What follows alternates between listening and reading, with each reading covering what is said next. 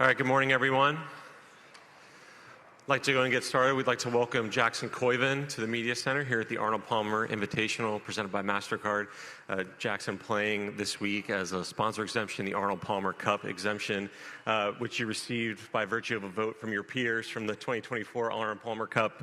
Just maybe what it means to get that exemption, knowing it was from that vote from your peers. Yeah, I mean, it was definitely something really special to be voted on by my peers. There's a lot of really good golfers on that team, and for them to select me, it means a lot to be able to come out here at Bay Hill this week and try to go compete. And just looking back at that week at Lahinch, obviously coming out on top, what was that experience like for you? Yeah, definitely winning on international soil was awesome. We had really good connectivity between the team, and we fought hard for that win against the other side. They fought really hard, but to come out on top was something special.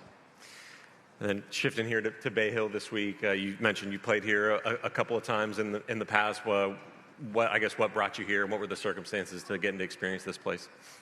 Yeah, I came out here probably 3 months ago. Of course, it's a little different than what it is now, but knowing I had the exemption, I felt like I should come out and play a couple times, and being able to come out and play definitely helped. But I played yesterday, and the course is truly something special. Awesome. And then lastly for me, 18 points in PGA Tour University accelerated. Obviously an opportunity this week, making the cut. A top 10 would get you to that 20 points. Knowing you still have obviously a lot of time to reach that, how much is that on your mind when you get these opportunities to compete on tour? Yeah, I mean, it's hard not to think about that, knowing going into an event, if I top 10, I can get my PGA Tour card. But just trying to put that in the back of my mind and go play like I know I can. And if everything falls into place, that's great. But at the end of the day, I'm just trying to come out here and have fun. Awesome. All right, we'll take some questions. Raise your hand. We'll get a microphone over to you. Start here with Brentley. Jackson, how much inspiration do you take seeing what Luke Glanton did last week? And he kind of finally talked after he got the card last week about the pressure and just how much it kind of weighed on his shoulders. Do you feel any of that right now? And I guess just your thoughts on seeing what he did last week. Yeah, I mean, I know Luke very well. He's a good person, and he works his tail off to go compete, and he's been playing really well. And it's great for him to get that card, and I'm happy for him. And I just knowing that I'm kind of in that same situation. I just have a little more time than he did. Just obviously, it's going to be weighing on me a little bit, but like I said before, I think if I can just go have fun and try to put that on the back burner, I think I'll play a little better. Okay, let's go right here. Mike Brodsky, Florida National News. Jackson, could you talk about the athletes that you looked up to as you were growing up, not just in golf, but maybe even in other sports as well? Yeah, I mean, it's hard not to say the names like Tiger Woods and Arnold Palmer. Arnold Palmer had such a great legacy, what he stood for, and obviously his golf game was very, very good. And I really idolize Tiger's mindset. When he goes out, he tries to win, and he tries to beat everyone, and that's something not a lot of guys have, and it's impressive and something I try to do as well. Good. Let's go right here to Dan. How would you describe yourself emotionally as a golfer? I think we saw Luke. Luke is very demonstrative out there. You seem to be a little bit more level-headed. Yeah, I try to play as level-headed as I can, try not to have the peaks and valleys. But I think every golfer needs a little bit of fire to get momentum going, and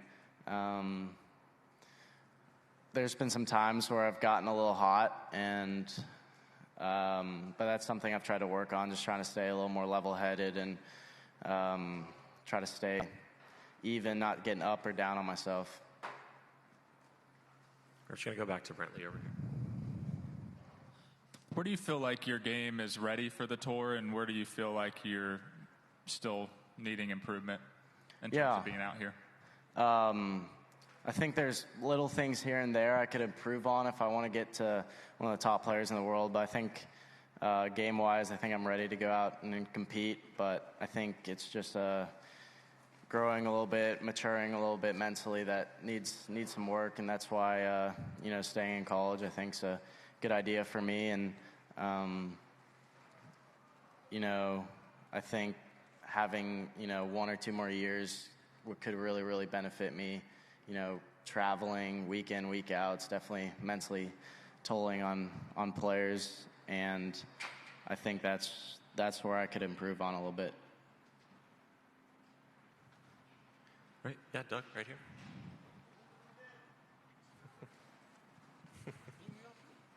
Coming off a season like you had as a freshman, Jackson, what's the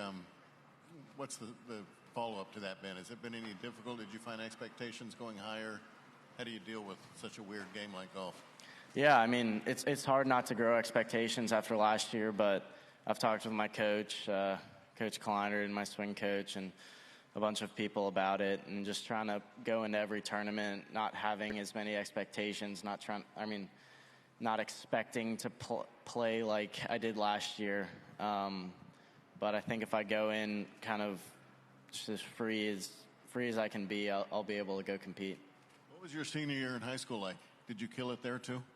I played pretty good junior golf as well. Senior year, between the junior ranks, I was ranked pretty high, and that definitely helped me grow momentum and maturity going into freshman year. Good. Great. Any final questions for Jackson? All right, Jackson, best of luck this week. Thanks for the time. Thank you.